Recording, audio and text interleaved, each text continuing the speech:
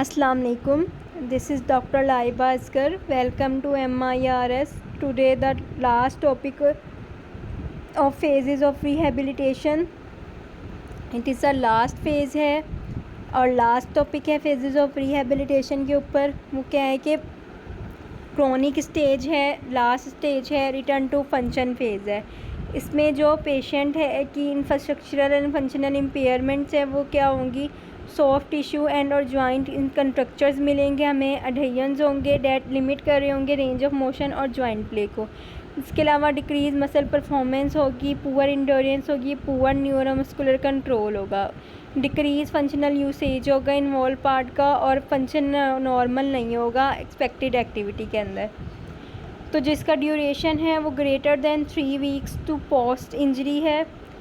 Post injury है plan of care में वही एजुकेशन फर्स्ट इम्पोर्टेंट पार्ट है। इसमें हमने पेशेंट को इंस्ट्रक्ट करना है कि सेफ प्रोग्रेसेशन ऑफ एक्सरसाइजेज होनी चाहिए, स्ट्रेचिंग होनी चाहिए। हमने मॉनिटर करना होता है पेशेंट को, हमने पेशेंट को टीच करना होता है कि how to avoid we injury.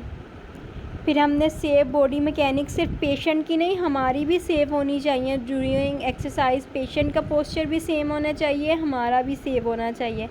फिर हमने एर्गोनॉमिक काउंसलिंग देनी होती है, मतलब पेशेंट को हमने इस बात के ऊपर राज़ी करना होता है कि आपने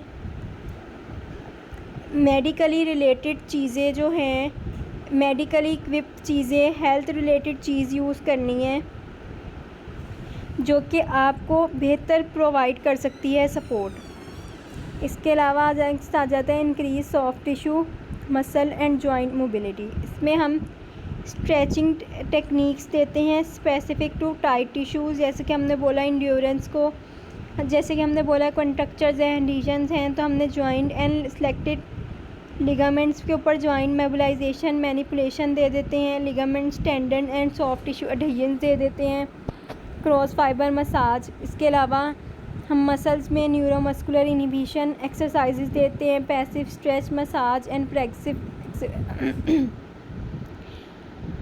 फ्लेक्सिबिलिटी एक्सरसाइजेज करवाते हैं। फिर हमने इम्प्रूव करना होता है न्यूरोमस्कुलर कंट्रोल और इंड्योरेंस को। उसके लिए हम सब मैक्सिमल टू मैक्सिमल रेजिस्टेंस देते हैं, स्पेसिफिक ऑफ एक्सरसाइज कर देते हैं, कंसेंट्रिक से हम एसेंट्रिक की तरफ जाते हैं, वेट बेयरिंग से हम नॉट वेट बेयरिंग की तरफ जाते हैं, सिंगल प्लान से हम मल्टी प्लानर मोशन करवाते हैं, सिंपल से हम कम्प्लेक्स मतलब सादा से पेचीदा की तरफ जाते हैं। मतलब कि पहले हम कह रहे होते हैं पेशेंट को अकेले पुरसकून माहौल में खड़े होकर एक्सरसाइज करें, फिर हम उससे शोर वाले माहौल में करवाते हैं।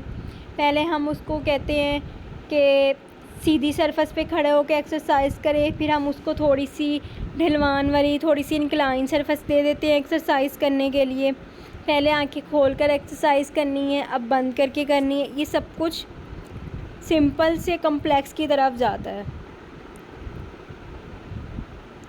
कंट्रोल प्रॉक्सिमल स्टेबिलिटी होती है कि हमने प्रॉक्सिमल पार्ट यानी ऊपर वाले पार्ट को स्टेबल करके नीचे वाले पार्ट में मूवमेंट करवानी होती है, यानी एंड वाले पार्ट में। बायोमैकेनिक्स सेव होनी चाहिए, यानी पोस्चर एवरीथिंग, फोर्स एवरीथिंग हमारी सेव होनी चाहिए।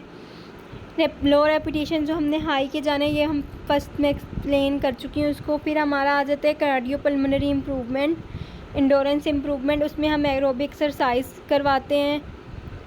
फिर आ जाता है फर्स्ट फंक्शनल एक्टिविटीज़ जिसमें हम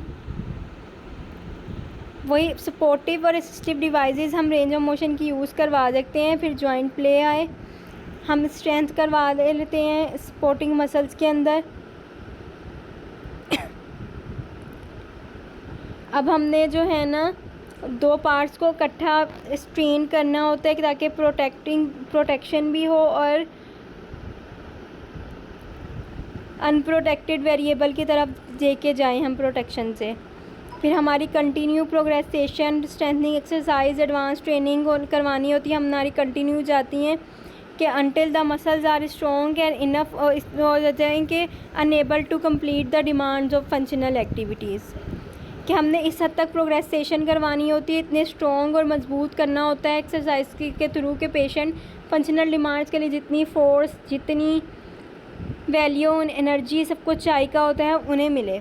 अच्छा, इसमें प्रिकॉशंस हैं कि चूँकि इन्फ्लेमेशन नहीं है, सम डिस्कम्फर्ट है क्योंकि एक्टिविटी हम प्रोग्रेसेशन कर रहे हैं, वही बात है कि longer than couple of hours नहीं होगी।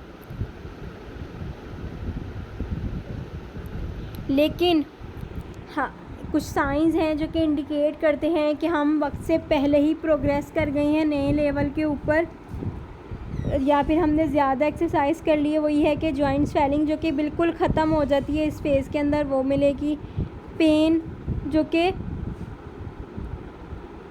4 घंटे तक रहे और जाके मेडिकेशन हमें लेनी पड़ जाए, उसके अलावा फिर से हमारी स्ट्रेंथ में डिक्रीज़ आ जाए या फिर हमें थकावट महसूस हो। ये 4 चीज़ें हैं जो कि इंडिकेट करती हैं कि हमने एक्सरसाइज वक्त से पहले प्रोग्रेस कर गए हैं और ज़रूरत से ज़्यादा कर ली है। तो हमने एक्सरसाइज पेशेंट को करवाते वक्त इन सारी बातों को मद्देनज़र रखकर एक्सरसाइज करनी है। यहाँ पर हमारा जो फेजेस ऑफ रिहैबिलिटेशन का टॉपिक है वो एंड हो रहा है। नेक्स्ट जो हमारा टॉपिक होगा वो हिस्ट्री ऑफ रिहैबिलिटेशन होगा। तब तक के लिए अल्लाह हाफिज़।